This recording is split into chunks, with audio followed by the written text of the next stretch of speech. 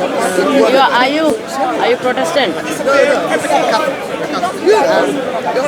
Thank you. But Catholicism. But you have misinterpreted our faith. What?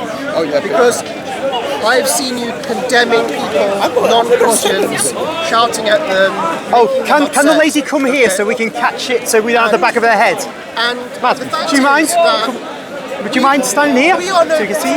We are not better than them. We all are sinners. We are all sinners. Yes. And Am I condemning them? I'm telling that Islam is not the religion. I get upset, of course, when they come to know that Islam is wrong. When I'm practicing some religion from long time back. My humble opinion is there are better ways to persuade people. I have debated. I have believe debated a lot. believe in I have Allah. debated a lot. And we have debated. When she was, I went up to a Muslim and I said, as Christians, we love you. Yeah. They put their arm around me, but I noticed one thing that happened when I said that. That particular Muslim embraced me. All the cameras were no longer interested. No one is interested in the true message. There's a balance. Like what this lady does, when this lady speaks to Muslims about the errors in their religion, that's got to be done somehow, some way. We may do it in the wrong way. We might do it at the wrong time. You need to know the I truth. don't know. You might be My right. way is different, your way is different. Correct. And they've got to have that feeling that you don't hate them. I I don't hate them. If I hate them, I should not be a Christian. I felt If that I I was more successful than you in creating We are not here solidarity for success. We are not here for success. We are here to glorify God's name. by loving one Jesus another. Christ, yes.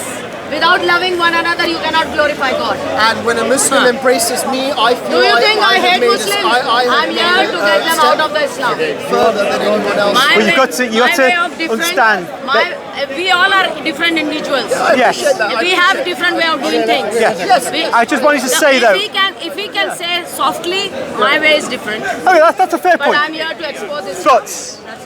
But what you were saying though about I don't hate them. I want them to come to me. my dear, I just want to say, Thank you very much. if you hug the Muslim, that doesn't mean he's going to change. He doesn't know from that hug that there's serious problems with his religion. Most Muslims in the world are not Muslims.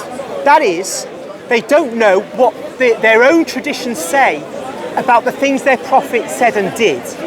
They don't even know what's in their little book called the Quran. It's a little book compared to ours. So when you hug them, it's one thing to make them understand you don't hate them, but if that's where it ends, they'll still be going through life, no matter what happens in the afterlife, they'll still go through life adhering to a false religion. There's not just false, because there can be false religions which are quite kind of innocent and harmless. But Islam is an extremely harmful religion, an extremely dangerous religion, not just for us British citizens, but for them themselves and for other Muslims especially.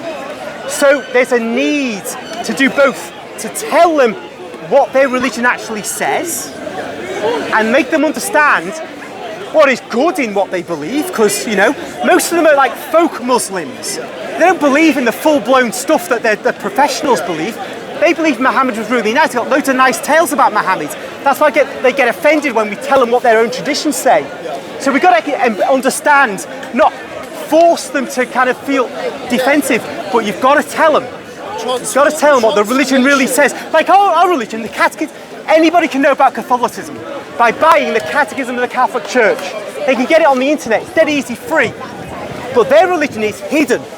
It's like Mormonism, all kinds of hidden teachings. And so we've got to kind of go through those things to help them break free. But the way to do that, the way to transform, is through grace. Grace. You have to understand what this means. But you're the vehicle of grace. You're God's hands and his ears and his mouth. Limited as I am, I see no grace in the way that lady was engaging with Okay, well that's again, her style might be wrong, what I don't see. But because you can What's see, your stand? What's your stand? She's a bit, in my mind, she's a bit like John the Baptist. So John the Baptist was very direct in the way he preached, and that's the way the hundreds that have no grace. They are very direct. And I think, like they said, there's different ways. horses for courses. Yeah, her approach is direct smack, like John the Baptist. They're very forceful, pulling down Herod, very forceful, very direct. You're right, there are other ways, and both are legitimate. I've seen it the way that what I'm talking about. I've seen it with friends and family, this grace, this support, this love, this when you treat someone like that, it doesn't take long before you start to see changes in their life. You see how transformative grace is to the people around you. That's my experience, the only way I know how transformation occurs. I have never been able to change someone's life by making them angry. No, you won't. And I think there's a lady who would come here who had holes in the Quran, right? And it wound up the Muslims. They tried to kill her. Now, they're in the wrong, because this is England. You've got holes in whatever you like. But that doesn't change our duty as Catholics to be not ill-mannered, right? That's a general duty we've got. So to be one another. To be well, not even that. I'm just saying a kind of British duty is to be kind of like, not ill-mannered to other people, to have good manners. And drilling holes in somebody's holy book. If you were talking to a Nazi who had Mein Kampf and he thought it was wonderful, you shouldn't just smash it up and rip it up. So I know though that, well, hold on a minute.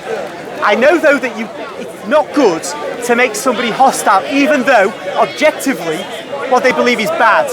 But you have to then go beyond, use the method of civility, but you've still got to end up telling them about the errors in their belief system. Gently coat it with sugar, with 2 bags of sugar if you have to, but you have to do it. And if you don't do it, then I think there's a real problem. And I think a lot of us Catholics, since the Second Vatican Council, have said to Protestants, Anglicans, Muslims, Buddhists, Hindus, a lot of them, we say to everyone, let's have a cup of tea. I respect you, you respect me. And that's the end of it. We want them to feel what we as Catholics are so privileged to experience, which is the joy of the Holy Spirit. That's what we should be getting them to feel and understand. That we should be focused on that. Once they feel the joy of the Holy Spirit, they'll come over. We have to get them as Catholics. We have to think, when we join these Catholic people, well, we're full of joy, friendship, brotherhood, humility. What a wonderful community to be swayed one by one. Well, hold on. In Algeria, France ruled Algeria for about 100 years or so. The Catholic Church was present in Algeria because the Catholic faith is France. Now, I'm not going to just in the last 100 years, recent times, very few Muslims converted to the Catholic faith.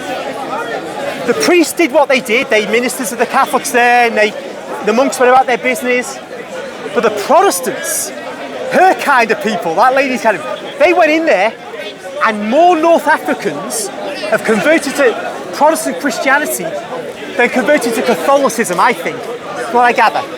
Now, I've not got statistics, but the key point is this, that facing people, sometimes with a hard truth, is the only way to break through their brick wall. And that seems to be something that the born-again Christians are able to do more than we are in certain parts of the world. And so I think that if you say, well, be amongst them, we've done charitable work amongst loads of foreign peoples, but they don't convert necessarily. Some do in sub-Saharan Africa, vast numbers of conversions, but they're from kind of tribal religions. But when you get to a sophisticated religion like Buddhism or Islam, then it's harder to convert through that method, I think. You have to start dismantling their religions by showing the errors in them. The truth that they should be enlivened to by us is the following. The truth of the fact that My community has hostility, hatred, misery. And the Catholic community has love, joy and peace. That's the truth that we should open their eyes to, and for them to make the choice through their own free will, which is God-given, that they should carry that. But you know, you're a joyous and loving person. You just emit it.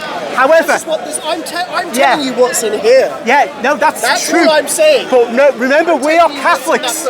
We know our own. Listen, are you a convert or you've been born into the faith? I was about to convert. Okay, right. So we know that when you take 1 million Catholics, you get some really good ones and some really bad ones, and a whole bunch who are just neither one nor the other. Now, listen. It's okay. No, what I'm saying is, if you have Buddhists, Hindus, Muslims living amongst a general Catholic community, they'll see the good and the bad as they do in their own Buddhist, Hindu, Muslim community.